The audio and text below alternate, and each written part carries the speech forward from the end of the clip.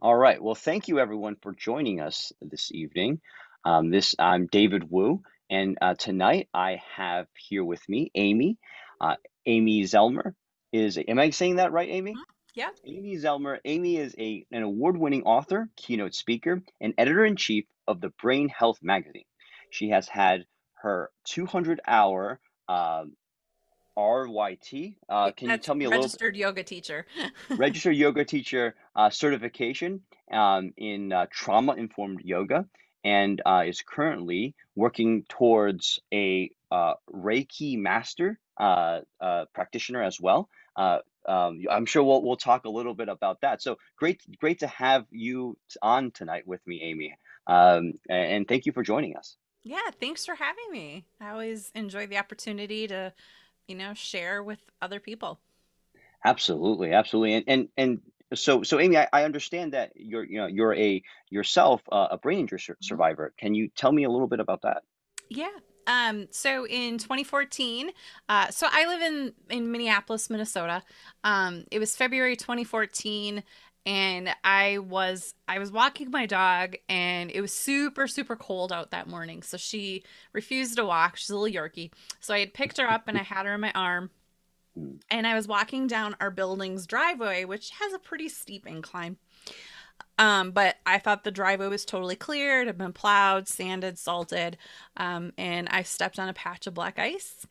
And they think I kind of instinctively hugged on to Pixie, and my feet went out okay. from under me, and I landed full force on the back of my head. Um, Pixie's the only one who knows for sure if I lost consciousness or how long I lost consciousness. She'd had time to walk about 10 feet away from me or so. Um, but I knew immediately when I got up, I Yeah. was not okay. I had excruciating pain. I really expected to see blood, but I didn't. It was closed head injury. But just my vision was not right. I had my balance was off, massive headache. Yeah. Um, Yeah. but I had no idea, what kind of journey I Yeah. was about to start. Absolutely. And I think those symptoms you were describing for those of those the audience that have had TBI, traumatic brain injuries, can certainly relate to kind of those symptoms. So tell us, yeah, what happened next? Did you know to seek medical care, or was that something, how did that come into play? Yeah, so I went to my chiropractor. He's always like my first line of defense. He's like, "Yeah, you have a pretty significant concussion." The word traumatic brain injury didn't even come up for like Mm, weeks or months. Like I didn't even know that word existed. Um, and he sent me eventually to the neurologist who told me nothing we can do. You just got to give it time. My MRI, came back fine. Um, and, I kept okay. asking the neurologist, like, what do we need to do? Like, do I need PT, OT, something? Yeah. And Yeah. she's like, no, we just have to give it more time.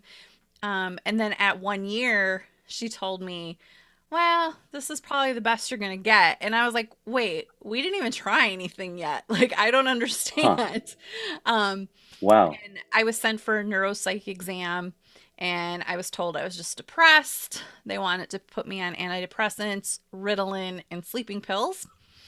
And I Okay. said, no, thank you. I don't think that's the answer. Yeah. Um, and it was 2.5 years into my recovery Wow. before I found anyone that could help me. Yeah, yeah. So I think you mentioned right after your injury, you had blurred vision, Mhm. a massive headache, what did those symptoms persist over Oh, time? Yeah, yeah. tell us a little bit about that. I would say, if Yeah. anything, they got worse. Okay. And by the next day, I was realizing my short-term memory was like gone. So I Yeah. was a photographer at the time. I was running a full-time studio.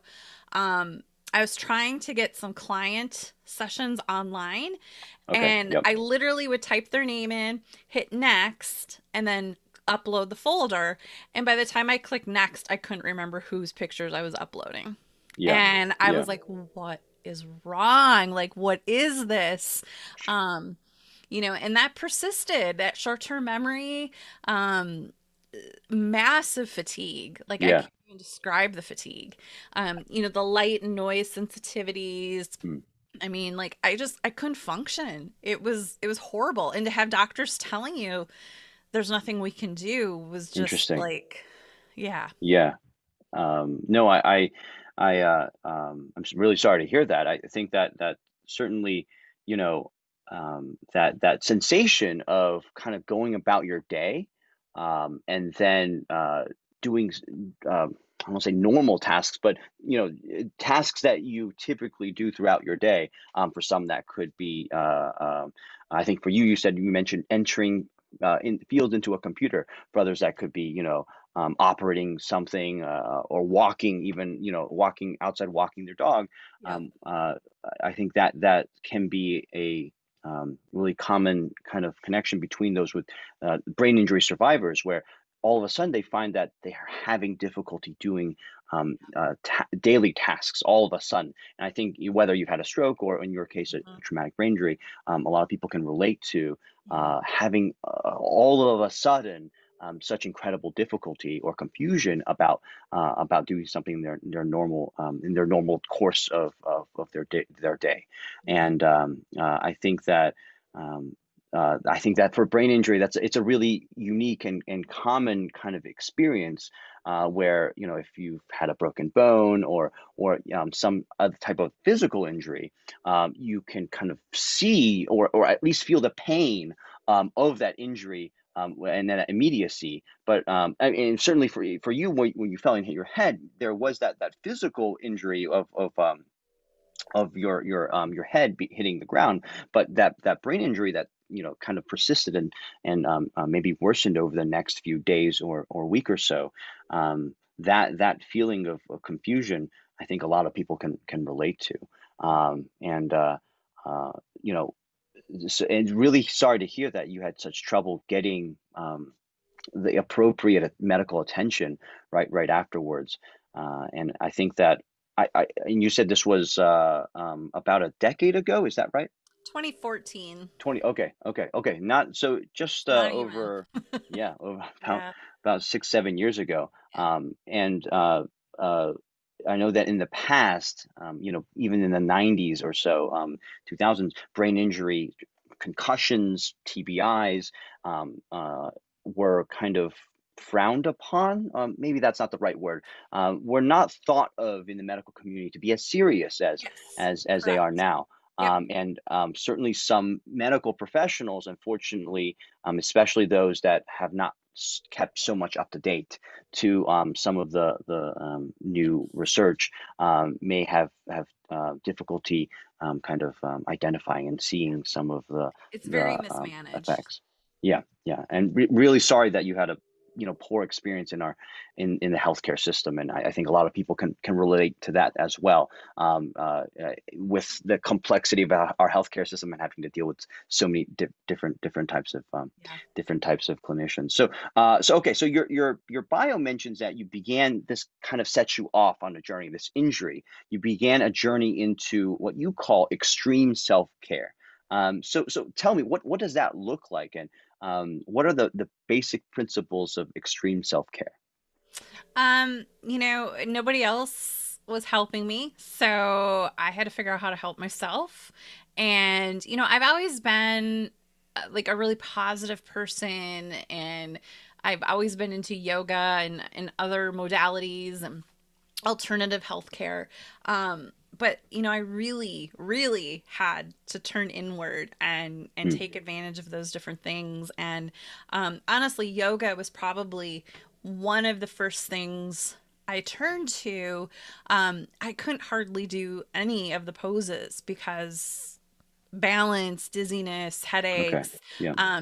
So I started with some simple poses and I just did them every single day, for 10, 15 minutes. And over time, they gradually got easier. Like I had to hold a chair to stand in tree pose because otherwise I'd fall over.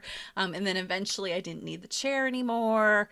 Okay. Yeah. Eventually I was able to go into down dog and try other poses. But just really taking care of myself and knowing, okay, I'm having a really bad day, so maybe I should just cancel these plans and stay home. Mm. Or, it was all about really putting myself first. Um, and even, I was self employed, I was running my own business, and, you have to work to pay the bills. Yeah. But I really had to cut down on how many sessions I was doing a week because I just couldn't handle them. Yeah, I think that that's another common factor, that, the financial pressure as well, with brain injury, chronic brain injury, right?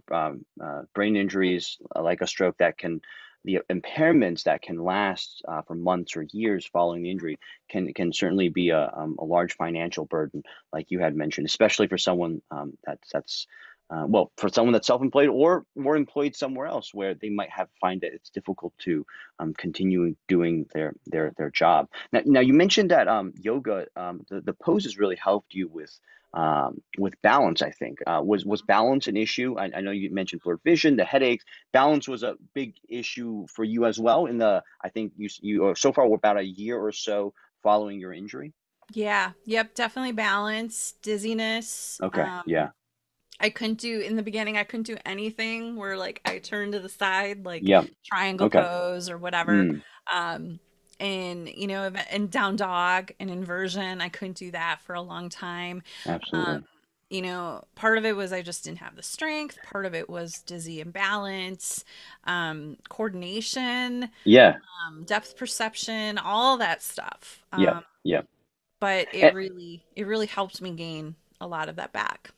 Yeah, and I think you're describing. It sounds like you didn't have too many physical impairments in terms of moving your limbs, but kind of coordinating those movements into purposeful movement Yeah. was challenging. Like maybe you Yeah. could move your leg, your knee, your ankle, kind of through the range of motions, but putting all of that together into standing, walking, or the triangle pose, Mhm. yeah, and you had a lot of difficulty with. But it sounds like you kind of developed this self regimen Mhm. of yoga that you are practicing over time. You are kind of pushing yourself to do, and it's to me it sounds like your brain. This is kind of we really preach and talk about how the brain needs all this practice, these hundreds of hours of practice Yeah. and repetition. And it sounds like to a degree, I don't know if this was your plan from the beginning, but to keep trying to do these poses, to do these balance poses that challenged your balance, to kind of work your brain and retrain your brain in these areas that it had trouble with, these Right. deficits of balance. And it's great to hear that that you kind of were able to improve your balance over time by doing this practice. So Mhm. did you do yoga before your injury, or was Yeah. this a new thing that kind of No. you started? No, I had done yoga since college. Um, and I knew that yoga was what could help me. Um, but like I said, I just couldn't do so many poses. Okay. So Yeah. I Yeah. really I turned to one of my instructor friends, and she helped me find, literally it was 5 poses that I could do that got me started at least. Yeah, yeah, or maybe modified versions. And Mhm. it sounds like that your friend was able to. I mean, that's a very common practice with clinicians as well. Mhm. I'm kind of tying this back to the physical rehab Yeah. world, where if you can't do a full step or a full movement, we can start with some modified movement, and we kind of break down that movement into an individual, maybe easier to complete items, and we practice each one of them, and then we try to tie that movement together. Mhm. So that idea of taking a complex motion, which might be a yoga pose, certainly is a very complex motion, or a complex movement, and we could be something like reaching out and grabbing a cup or something like that, and then breaking down to opening your hands, getting your shoulder and elbow position correctly, targeting, getting your hand to Yeah, the right place, and then closing your hand. All of those individual pieces of the movement of opening a cup, breaking it down and practicing each one of them. So no, certainly it sounds like you to a degree, a lot of these principles of neuro rehab you were able to kind of absolutely. create as well on your own. And it's interesting that that's another thing that I think we see a lot, that survivors of brain injuries have to oftentimes find this for themselves, and there's that lack of awareness in the community to promote kind of these concepts of neuro rehab. So can you tell me how did you, is this something that you decided to do? How did you stumble across all of this? Well, honestly, so I've always wanted to get my teacher training, but it required lots of weekends and lots of hours and money. And then COVID happened Mhm. Mhm. and everything went virtual. So I was Yes. able to do my teacher training online, which was fantastic. I could do it at my own pace, at my own time. Um, and I really dove, I went all in and I took my traditional teacher training, but I also took my trauma informed. I took a lot of yoga therapy, which is, building in all that neurological rehab with it. Yeah. And I sought out teachers who specifically were teaching more on the neuro side of yoga. And when I'm teaching my classes, so I'm doing everything virtually too. So I'm reaching people from all over the country, all over the world, really. I have several Canadians in my class. Okay. Yeah. But, I'm teaching them because so many people think they can't do yoga. Mm. And, you know, particularly in North America, we've really, it's skinny, white, flexible women. It's Hmm. what you see in all of the marketing for yoga. And the reality is like everybody can do yoga. Yeah, Um, around the world, I would say that that's typically not the image of the individual doing yoga. It's especially in places where yoga is commonly practiced. It's yes. people of all ages, shapes, and sizes, Yes. all doing yoga. Yeah, Yes. Yeah. absolutely. So, my goal with my classes is to inform people why we do this pose. Um, like it's strengthening our shoulders or how it's helping us build strength or balance and showing modifications. Like I teach people like you can do an entire session in a chair. You don't Hmm. even have to stand up. And some people, have mobility issues. Some might be a balance issue. And we do lots of like contralateral movements. So, like right arm, left leg, cross lateral, getting past that midline. I try to make it neuro rehab as Hmm. well Okay, as like physical exercise. sure. Um, and the the results I'm seeing with some of my students is so incredible. Just consistently doing it every week. Yep, Even yep. if it's once a week, I'd like, Right. I prefer that they can do it more than once a week, but even if it's just once a week and getting that repetition and starting to get the body moving and connecting with your brain, it's just so cool to see the Yeah. results. No, that's fantastic to hear that, certainly you're having an impact on your students. And tell me about your student body. Do they have brain injuries? Kind of, are they younger, older? Tell me a little bit about that. I would say, if I were to guess, I'd say my average student is 35 to 65, Okay, okay. So mostly really the female. run the gamut there. Yeah. Okay, okay. Yeah, but definitely on the older end, like they're not, 20 somethings. Yeah. Um mostly brain injury. It's open to anybody, but it's mostly brain injury. Okay. Because that's who knows me, Yeah.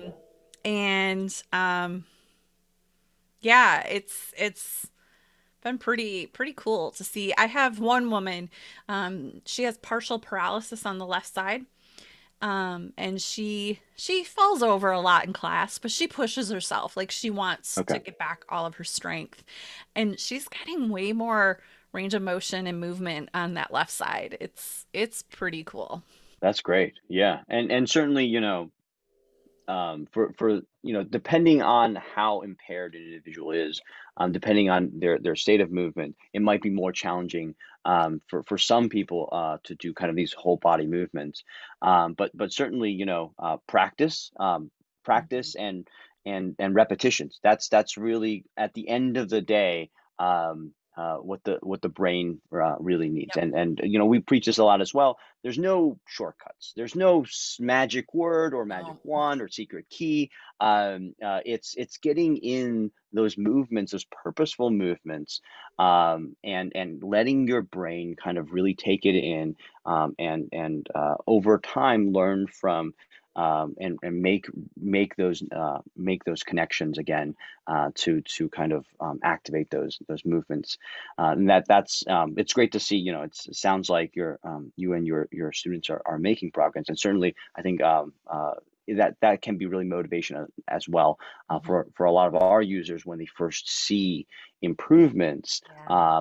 when that first big jump, from starting a new program, that can be really motivational, especially for those that, even if there's sometimes a decade after their injury Mhm. and they haven't seen a lot of Right. progress in those last 10 years, having even seen the smallest glimmer of additional movement can be really motivational. And like you said, staying motivated, staying on schedule, is also so Mhm. important. Having that regularity. You can't do all your rehab in one day. That's not something that, Right. it's not enough time, kind of thing. You don't want to burn out. You want to spread it over time, and you want to make sure that you stay consistent. And that's how you're gonna get the number of hours that you really need. So you also mentioned, I think, a section on your website, and meeting talking with and meeting Dr. Jeremy Schmo, I think it is, at Midwest Functional Neurology Center, and how important that was, as a moment for you. Can you tell us a little bit about that, and that interaction? Hmm. Yeah, so finding functional neurology was a game changer for me. I didn't know it existed. And when I finally found, him, it was like so I went in for an exam, and my exam was 2 hours. Okay, And okay, that's quite nobody some had time. spent more than 20 minutes with me before. And I mean, within the first 5 minutes, he really validated a lot of what I'd been feeling. Like, I felt like my eyes were part of my problem with my dizziness and balance. And he validated that right away. Um, and it's all connected. Your eyes, your Yeah. ears, your vestibular system, it's all connected. And that's the missing component in the traditional healthcare system is they don't Hmm. they don't Get the whole understand it, picture. or they've never learned it. I don't know why it is, but so I did a week intensive where I went 3 times a day every day for a Wow. week, Okay. um to And really how get how that many good. hours was that? An Going hour three each times a day? time. Okay, so 3 hours a day, 15 hours a week. That's a lot of rehab. I think you Yep. said it was. That's a Yep. lot of rehab. That's Yep. great. So, just doing eye tracking movements, Mm. um, different, like a metronome, beating along to the metronome, which was awful. I was terrible at it. Just all it's just so functional neurology is all about function and looking at the entire Okay. body and putting you can sit and do eye exercises all day long stationary, but they get you up and turning your head and moving your feet while you're doing the exercise because that's real life. Hmm. um Right. and so that was such a game changer for me. Well, no, it's fantastic to hear that, that was this. It sounds like the start of really you moving in the direction of your recovery, kind of a pivotal moment, in changing getting that validated, and then starting on your journey to recovery. For your vision, did you know if you had did you know if you had field loss? Was it like a side of where you couldn't you could see but you couldn't identify objects, or it didn't feel like things No, were it was there? tracking. It was Okay. tracking. So um like saccades, the quick eye movements. Um, and for me, I'm trying to think now. It was vertical. I think it was downward. So like driving, things are coming at you. That's a Mm, downward mm, motion. yeah. Scrolling on the computer, those kind of things would just like trigger me. Like I just get super dizzy and disoriented. Um, and so it was a lot of eye tracking that was Okay. causing, and like, so Yeah. I had to wear these goggles and they record your eye and they put you in complete darkness. And my eyes literally were like, like your eyes, a normal person should be able to hold their gaze in darkness. And I couldn't. My eyes were just all over the place. Interesting. Yeah. Yeah. So Yeah. nystagmus and eye tracking, and all of the stuff is like, it's not new. It goes back hundreds of years, and it's like how do traditional doctors not know this? Um, like they might do follow my finger, but that's not really telling them much of anything unless you have a major problem following the finger. But yeah, Yeah. it And kind of blows my mind how mismanaged brain injuries are. yeah, and certainly vision issues especially neuro vision issues can have a large wide range of Yeah. impacts. Um, and no, certainly it sounds like clinicians sometimes jumping to conclusions too quickly because they don't have enough time to be looking at to be examining patients, or being told that you just have this much time, so you were only going to do these tests. That can be a failure in the healthcare system as well. And so Um, many of us are just written off as yeah, depression or mental health. sure. Yeah, absolutely. And that's can be really, I think, disheartening too, where you're not being recognized almost, and you're being told that you're wrong, and that's can be difficult for a lot of people, Yeah. um, and we hope to that there's more awareness for mental health and the neurological impacts, the mental impacts of Yeah. brain injuries, not just the physical ones, Hmm. as well. More awareness for that. So, and real quick here, we don't have too much time remaining, but I want to talk about you've had two books published.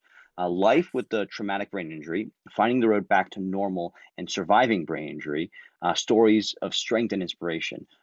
What were these inspirations for these books? And what do you think? What's the top thing that you think stroke survivors would find helpful in these books? Yeah. So actually, I now have four books. Okay, I okay, have two okay, that I've written, and then I have two anthologies, so a okay. compilation of other people's stories. But my books, the ones I wrote, they started out as Huffington Post articles. I got really lucky and got one of my articles published on HuffPost, and it kind of That's went awesome. ridiculously viral. So that kind of told me, okay, I'm onto something here. I need to keep writing. Yeah, Um, and I actually created Amy's TBI tribe on Facebook as a place for people to come together. Because there just wasn't anything. Now there's hundreds of groups on Facebook, but at the time there just wasn't anything, in yeah, 2015. Um, so my book, um, I didn't plan to write a second one, but then I got better, and I'm like, okay, I have to have a second one. Like there needs to be a sequel to this that can't because be it. Yeah, yeah, yeah. you know, I found the right help. And then the anthologies, so the surviving brain injury, that's about, I think it's 89 survivors Mm, contributed their stories.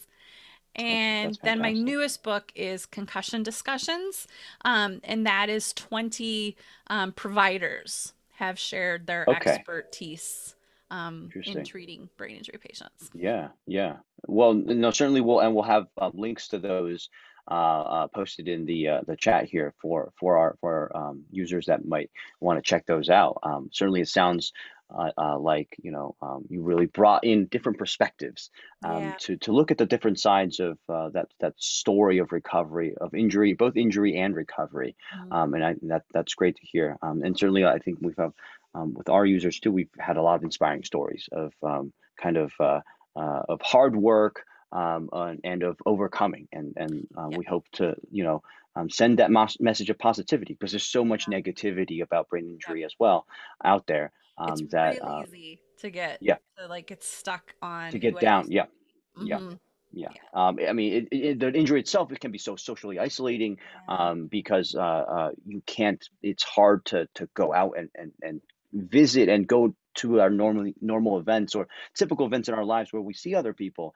It's sometimes it's hard for others to visit, especially during the pandemic as well. Right. Certainly we want to tell people, there's help out there. You can make recoveries, and you do have to put in the time, you do have to put in the effort, Yeah. but recovery is there as well. Okay, so real quick here, the Brain Health magazine. I want to talk about that as Yeah. well. That's something that you started. What inspired you to Hmm. start that? And that's oh, there we go. The Brain Health Yep. magazine. Yep. Never give up hope. Yeah. So tell us a little bit about that, and what who is that? Who is the Brain Health magazine for, and why did you decide to start that? Um, there nothing like it exists. Hmm. I started researching and there's nothing out there. There are professional magazines for brain Yes. injury, and there's like organizational, like the Brain Injury Association of America has a magazine, for instance. But they're more of an organizational, like a newsletter. Hmm. And this is it's they're all written by providers and survivors. I wanted it to be full of information that people can take this, read it, and apply it, Yeah. or seek out a provider. And each Interesting. issue has a theme. So this one's the sleep issue. This Okay. is Yeah. the newest one. This just came out. Um, but yeah, it's for anyone with brain injury, and stroke falls under the brain injury category. Absolutely. Absolutely. So it's for anyone that the tagline is a resource for living your best life after brain injury. Yeah. And sleep can certainly be a big issue for Mhm. a lot of individuals with brain injuries, and it's so important as well for the brain, that as we kind of see how the lack of sleep can Yeah. be detrimental to the normal operations of our brain. And so, yeah, we'll link to that as well. Maybe can you give us a little teaser as to maybe some the topics of some future editions, Mhm. other things that might be coming down the pipeline for Yeah, maybe the some of our next one, users to look because forward we're to. always working a few months ahead. Absolutely. So the next one's nutrition, Okay. Okay. and then we Yeah. have a caregiver issue coming up, Mm, because that's important absolutely. too, Yeah. and central nervous system, Very cool. um, Okay. and that's about as far out as I can remember. Yeah, yeah, no, that's fantastic. And whenever I have a chance to plug caregivers, I always do. So Yeah. important to recovery. That you know, uh, and this is completely anecdotal. And I believe actually we're scheduled to talk to a researcher that at Emory University, who looks into the impact and the effects of that caregiver relationship, Yeah. with those with brain injuries. But in my experience, having worked with a lot of stroke survivors and those with brain injuries, the motivation and the positivity of the caregiver can have such an enormous impact Yep. on the outcomes for recovery, and oftentimes they're the unsung heroes. The individual with brain injury getting the recovery, they're often they're shown, they're featured, and it's great that they're doing the recovery, and getting back those movements. But we all certainly also want to recognize those that work kind of behind the scenes, the caregivers Yeah. that bringing all the taking them to all the appointments, and all that impact on their lives as well, and them not giving up, and still holding on to that positivity. That's so important, and we want to give a shout out to everything that caregivers do. Very good. Okay, so right here, coming down to the a couple minutes we have here. Um, you have a podcast as well. You really all the mediums. Yeah. The podcast as well, Faces of TBI. Are there any standout episodes? Can maybe give us an idea of what it is, and kind of episodes that you would recommend for our audience that's kind of going through rehab, especially rehab for physical as well as kind of the gamut of impairments as brain injuries often cause. Yeah, I just like I think last month or the month before I just hit my 200th episode. So Okay, there's a lot of there's content a lot if of someone yeah, wants to go back and find specific episodes. But it runs the range. I have a lot of survivors share their stories and what's yeah, helped them, and I have a yeah, lot of clinicians.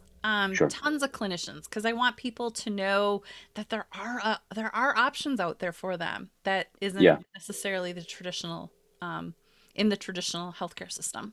Sure, sure, and certainly for those that see positive, gains from working with their the traditional or their regular clinicians, that's fantastic. And Right. but brain injury can come in a lot of various different types, Yeah. and certainly for those that where things are not working out, maybe trying to doing the research and finding out what types of treatments have had some evidence for that might help them. Some scientific evidence or something like that, where it's helped others that can certainly be helpful. And we always encourage people to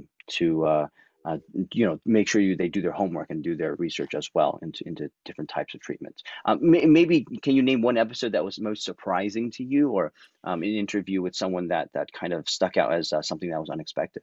Yeah, I got really lucky and was able to interview Dr. Bennett Omalu, who is if you've seen the movie Concussion with Will Smith is playing Bennett Omalu. Mm, So that was pretty incredible to have him on my podcast. That one's very probably cool. been 2 years ago now. But that's definitely a highlight. And we'll um, certainly try to link to that as well as of course the rest of the podcast for our audience to go and check out and give a listen to, and hopefully that they'll find some great content, informational and inspirational for them and their recoveries. Well, very good, Amy. Thank you so much for taking the time and coming on and telling us your story, your journey to recovery, and then kind of all the things that you're doing for the brain injury community. And we certainly appreciate kind of all the work that you do. And we all know that it's brain injury, can have such a dramatic impact, and it's often so it's kind of a silent, yeah. underappreciated injury that's so pervasive. And we certainly hope that there more awareness, and we appreciate kind of your efforts in bringing more awareness to those with brain injuries and their journeys to recovery as well. So thank you so much. Thank you. Thanks for having me.